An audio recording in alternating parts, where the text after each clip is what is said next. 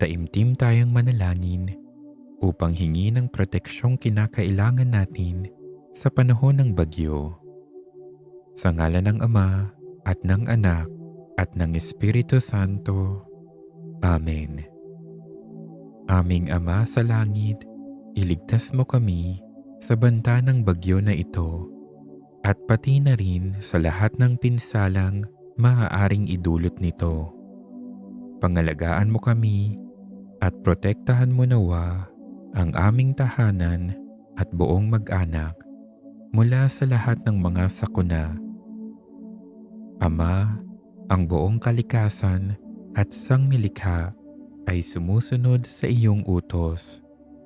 Pakalmahin mo ang mga bagyo at unos na nagbabanta sa amin. Ipag-adya mo kami sa anumang masama nang sa gayon ay mapawi ang aming mga takot at pangamba.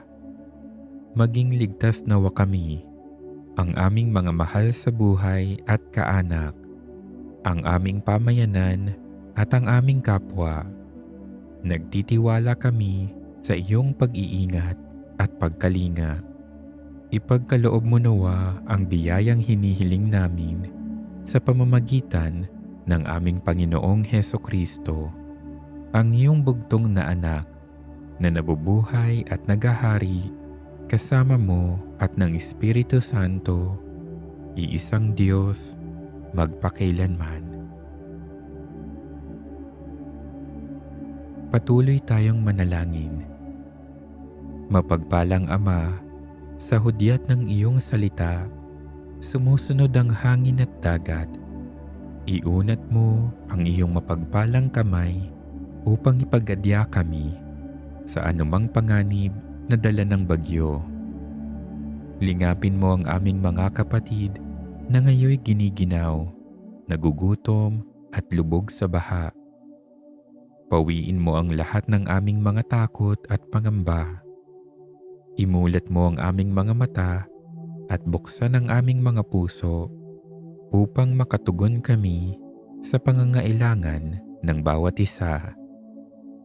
Hinihiling namin ito sa pamamagitan ni Jesus na Panginoon namin at Diyos na nabubuhay at naghahari kasama ninyo at ng Espiritu Santo ngayon at magpasawalang hanggan.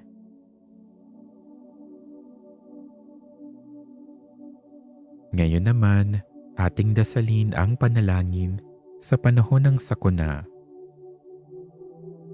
Ama naming mapagmahal, buong pananalig naming kinikilala ang iyong pagkalinga sa aming iyong mga anak.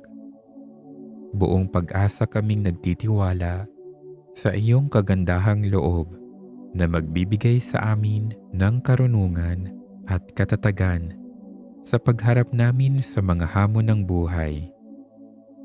Buong pag-ibig kaming nagsusumamo na kami iyong tulungan at gabayan sa madilim na mga araw ng kamatayan at kapinsalaan sa aming bayan.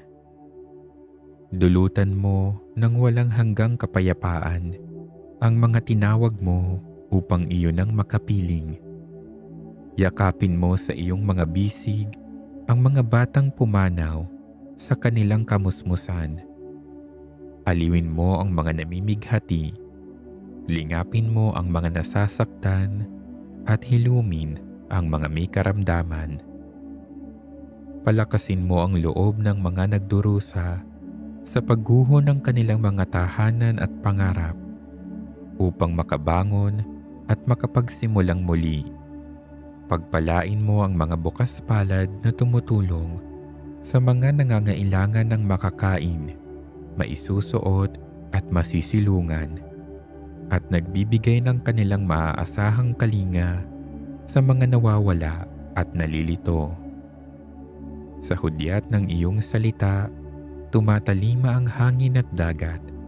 Iunat mo ang iyong mapagpalang kamay at ipag-adya kami sa mga sakuna at kasamaan. Turuan mo kaming maging mapagkakatiwalaang tagapangalaga ng iyong sangnilikha. Ngayong panahon ng krisis, Himukin mo kaming lalo pang magbahagi, maglingkod at magmahal. Ang Espiritu Santo nawa ang magpanibago sa amin at sa aming bayan. Hinihiling namin ito sa pamamagitan ni Kristong aming Panginoon. Sa sandaling ito, manalangin tayo upang ipag-adya sa mga kalamidad. Amang makapangyarihan, itinataas namin sa iyo ang aming mga pusong nagpapasalamat sa kagandahan ng iyong nilikha, kung saan kami ay bahagi sa pagkalinga mong nagtataguyod sa aming mga pangangailangan at sa karunungan mong gumagabay sa takbo ng daigdig. Kinikilala namin ang aming pagkakasala sa iyo at sa sangnilikha. Hindi kami naging mabuting katiwala ng kalikasan. Pinagkamali namin ang iyong utos na pangasiwaan ng daigdig.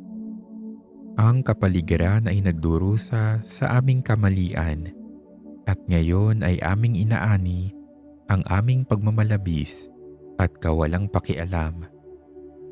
Ang global warming ay laganap na. Ang mga bagyo, pagbaha, pagputok ng bulkan at iba pang kalamidad ay patuloy na tumitindi sa pananalanta. Lumalapit kami sa iyo, mapagmahal na Ama, at humihingi ng kapatawaran sa aming mga kasalanan. Hinihiling namin na kami, kasama ng aming mga mahal sa buhay at pinagpagurang ari-arian, ay ipag-adya sa banta ng mga kalamidad, likas man o kagagawa ng tao. Iniluluhog naming gawin kaming mapanagutang katiwala ng iyong nilikha at maging bukas palad na kapwa sa mga nangangailangan.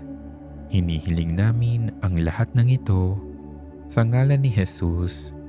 Amen. Sa ngalan ng Ama at ng Anak at ng Espiritu Santo. Amen.